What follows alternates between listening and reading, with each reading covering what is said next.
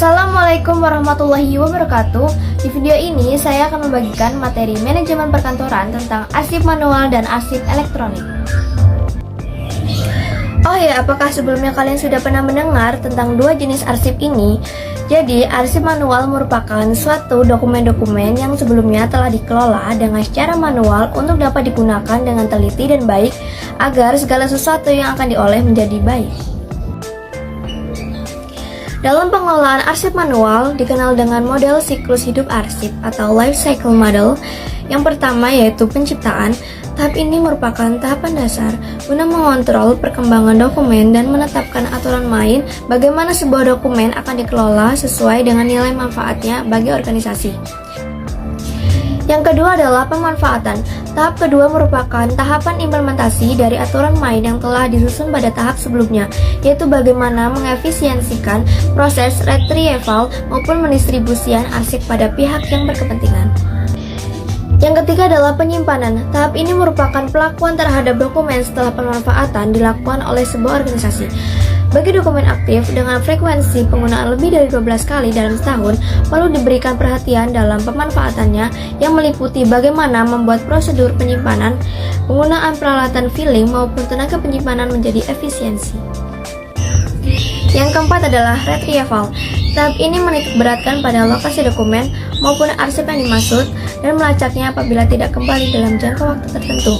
Proses ini lebih mudah diilustrasikan dengan sistem retrieval yang lazim digunakan pada perpustakaan umum. Yang kelima adalah disposisi. Tahapan ini merupakan pemeliharaan dokumen yang dianggap penting ke lokasi yang tepat untuk menyimpannya, termasuk pemusnahan dokumen yang bila dirasa memenuhi syarat untuk dimusnahkan. Dalam arsip manual terdapat sistem penyimpanan dokumen, yaitu pertama adalah penyimpanan terpusat atau sentralisasi, di mana semua dokumen disimpan di pusat penyimpanan.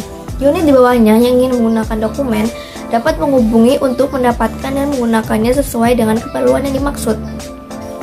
Sistem sentralisasi mempunyai beberapa manfaat, yaitu mencegah duplikasi, layanan yang lebih baik, adanya keseragaman, menghemat waktu, menghemat ruangan, peralatan, dan alat tulis kantor, jasa kepada bagian lain, memungkinkan pengamanan yang lebih terpadu, adanya keseragaman dalam penanganan pendidikan dan pelatihan bagi manajer dokumen, dan yang terakhir adalah pelayanan dokumen di bawah satu atap.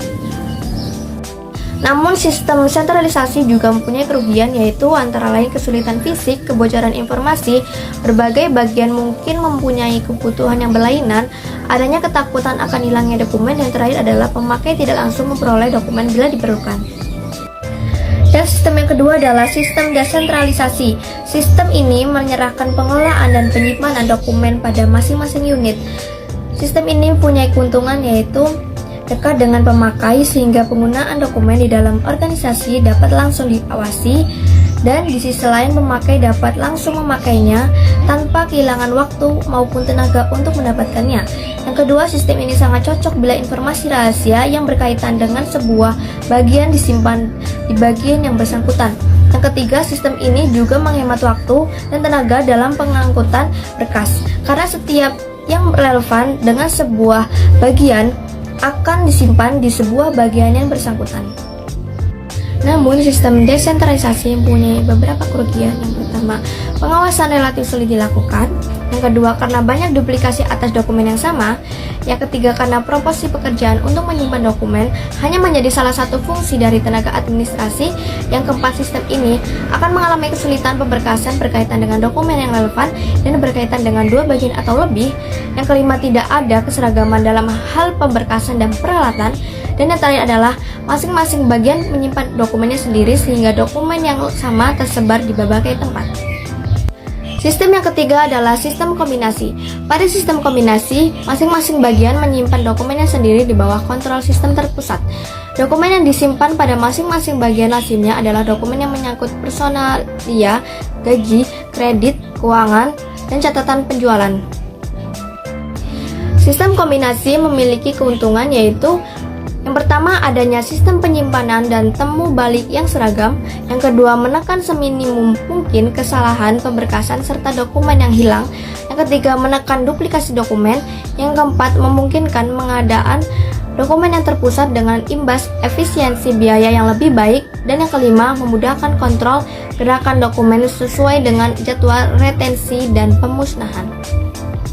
Namun, di sisi lain, sistem kombinasi mempunyai kerugian, yaitu pertama, karena dokumen yang bertautan tidak ditempatkan pada tempat yang sama akan menyebabkan sulitnya penggunaan dokumen yang dimaksud.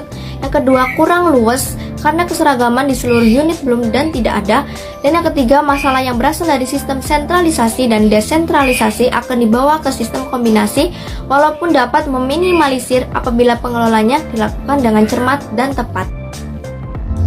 Jenis arsip yang kedua yaitu arsip elektronik, yang merupakan arsip-arsip yang disimpan dan diolah di dalam suatu format, di mana hanya komputer yang dapat memprosesnya. Oleh karenanya, arsip elektronik seringkali dikatakan sebagai machine readable record. Manfaat penggunaan arsip elektronik: yang pertama, cepat ditemukan dan memungkinkan pemanfaatan arsip atau dokumen tanpa meninggalkan meja kerja.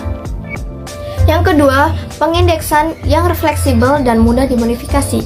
Yang ketiga, pencarian secara full text dengan mencari file berdasarkan kata kunci maupun nama file dan ditemukannya dalam bentuk full text dokumen. Yang keempat, kecil kemungkinan file akan hilang. Hal ini disebabkan karena kita hanya dapat melihat di layar monitor atau printnya tanpa dapat mengubahnya. Yang kelima adalah menghemat tempat, karena komputer mempunyai kapasitas yang mampu menyimpan dokumen dengan teks sebanyak lebih dari 700 lembar. Manfaat yang selanjutnya yaitu yang keenam, mengarsip secara digital. Yang ketujuh, berbagi arsip secara mudah dengan menggunakan internet. Yang kedelapan, meningkatkan keamanan karena mekanisme kontrol secara jelas dicantumkan pada buku pedoman pengarsipan secara elektronik. Dan yang kesembilan, mudah dalam melakukan recovery data dengan membackup data ke dalam media penyimpanan yang kompatibel. Namun, arsip elektronik juga mempunyai beberapa kelemahan, yaitu yang pertama, adanya peluang untuk memanipulasi file, menciptakan, menyimpan, memodifikasi, atau menghapus dalam segala cara. Yang kedua, kesulitan untuk berbagi file karena format file maupun ketersediaan jaringan atau akses untuk berbagi file dengan yang lain. Dan yang ketiga, kemungkinan rusaknya file setiap saat tanpa adanya indikasi terlebih dahulu. Itu saja materi yang bisa saya sampaikan. Mohon maaf bila ada kesalahan. Saya akhiri. Wassalamualaikum warahmatullahi wabarakatuh.